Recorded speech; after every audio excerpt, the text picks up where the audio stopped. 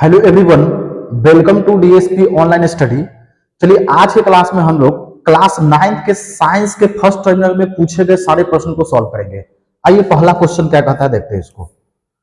पहला क्वेश्चन कह रहा है कि एसआई मात्रक में कितने आधारी मात्रक है। तो एसआई मात्रक में कितने आधारी मात्रक है? तो आधारी मात्रक का है 7 गो है। इसका आंसर क्या हो जाएगा? इसका आंसर होगा ए।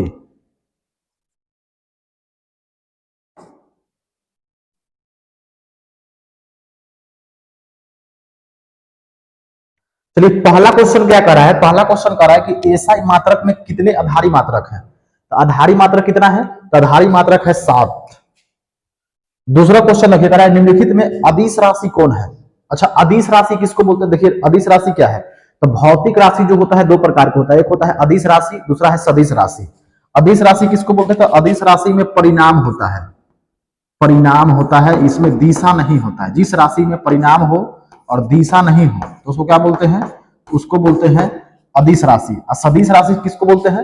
तो जिसमें दिशा हो, दिशा हो और परिणाम भी हो तो उसको क्या बोलते हैं? उसको बोलते हैं सदिश राशि। दिशा परिणाम दोनों हो तो उसको क्या बोलेंगे? सदिश राशि।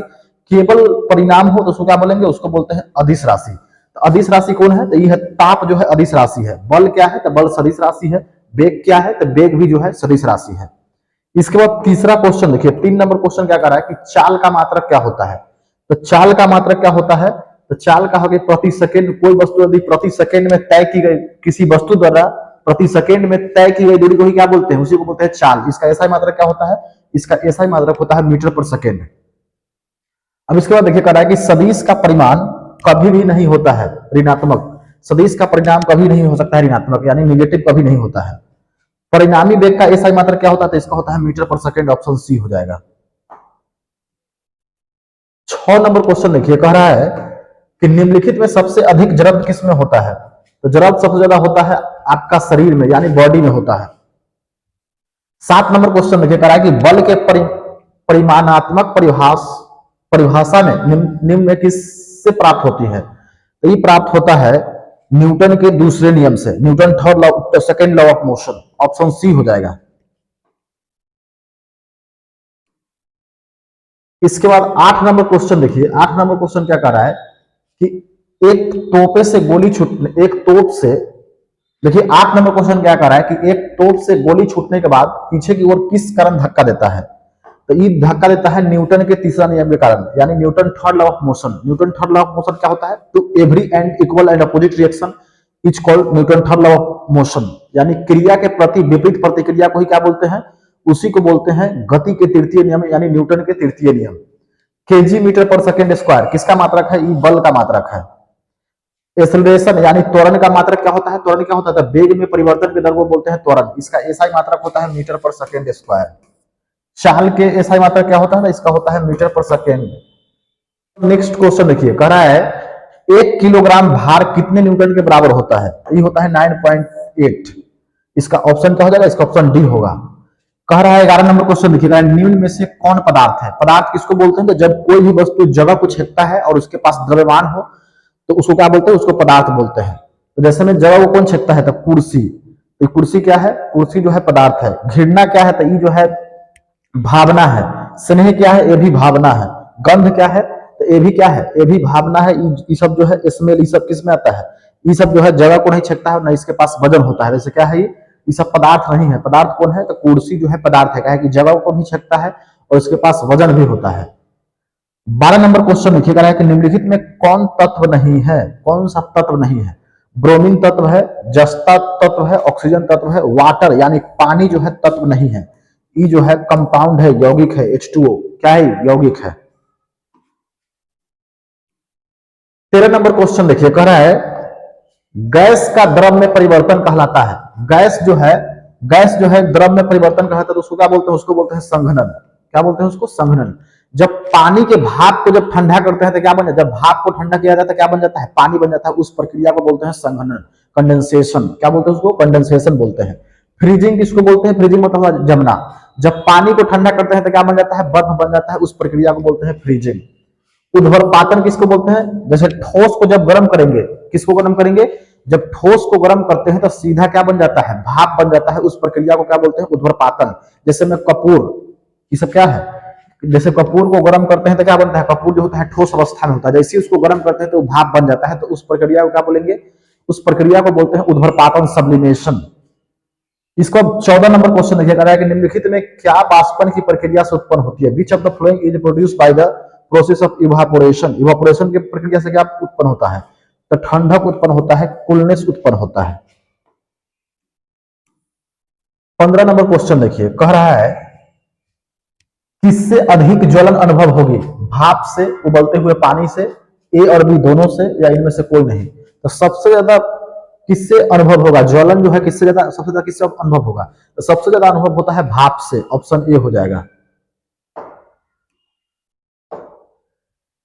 इसके बाद 16 नंबर क्वेश्चन देखिए, कारण निम्नलिखित मिश्रणों में कौन विलियन है।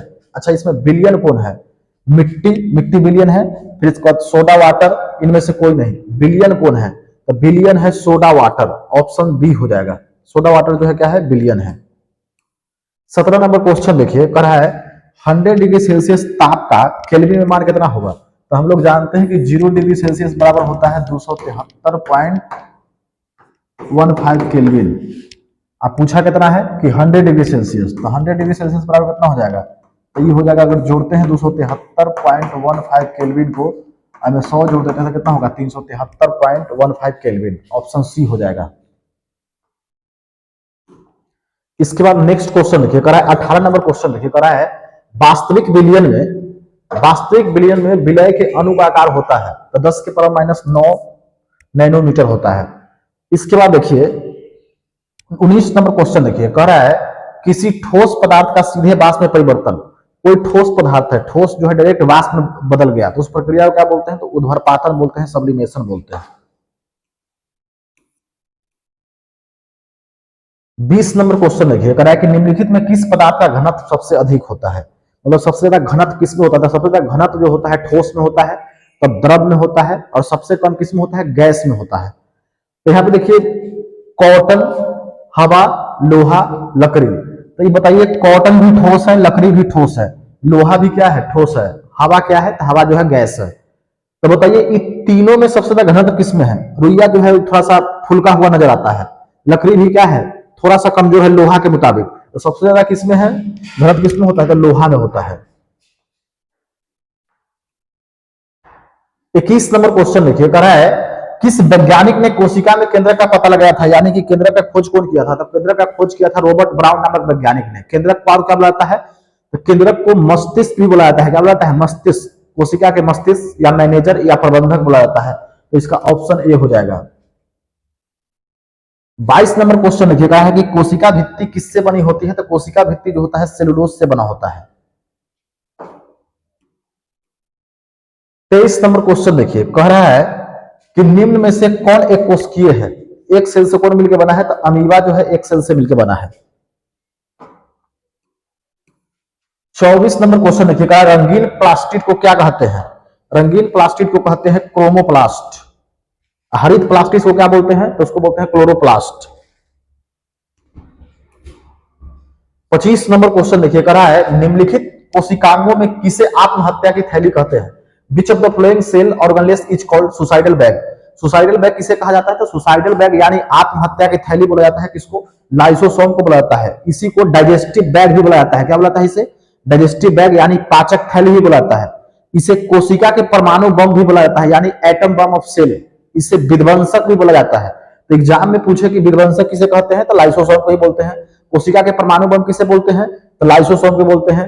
फिर इसके बाद सुसाइडल बैग किसे बोलते हैं, तो इसी को बोलते हैं। आत्महत्या की थैली किसे बोलते हैं, तो लाइसोसोम को ही बोलते हैं। माइटोकॉन्ड्रिया को क्या बुलाया जाता है, तो माइटोकॉन्ड्रिया को बुलाता है बिजली घर, चाहे पावर हाउस ऑफ सेल, चाहे ऊर्जा गृह बुलाया जाता है, क्या बुलाता है उसे, ऊर्जा गृह। 26 नंबर क्वेश्चन देखिए, निम्नलिखित में कौन सा जाइलम उत्तक में पाए जाते हैं, जाइलम में क्या पाया जाता है, तो भीषण ट्रांसलिचालिन नालिका है, तो ऑप्शन डी हो जाएगा, सभी पाए जाते हैं इसमें। जाइलम उत्तक के तीन प्रकार होता है, पहला होता है भीषण, इसके बाद होता है ट्राचुट्स, इसके बाद होता है साइबट्यूब्स। 27 नंबर क्वेश्चन देखिए, करा है पत्तियों में मौजूद छोटे छोटे छिद्र के क्या कहते हैं, पत्ता में जो छोटा छोटा छिद्र पाए जाते हैं उसे क्या कहते हैं, तो उसको बोलते हैं स्टोमाटा यानी रंध्र,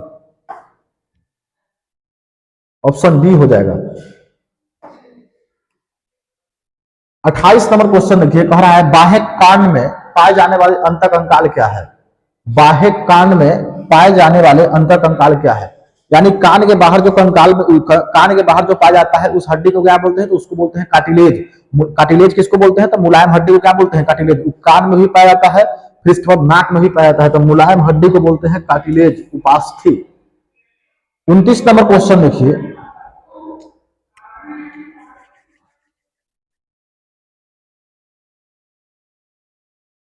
दिल जे बना बोल। 29 नंबर क्वेश्चन देखिए, निम्न में कौन ऐच्छिक पेशिया भी कहलाता है, तो ये कहलाता है रेखित पेशी। इसके बाद 30 नंबर क्वेश्चन देखिए, कह रहा है ऑस्टियोब्लास्ट कोशिका पाई जाती है, तो ऑस्टियोब्लास्ट कोशिका जो होता है हड्डी में पाया जाता है। कहां पे पाया जाता है, हड्डी में पाया जाता है।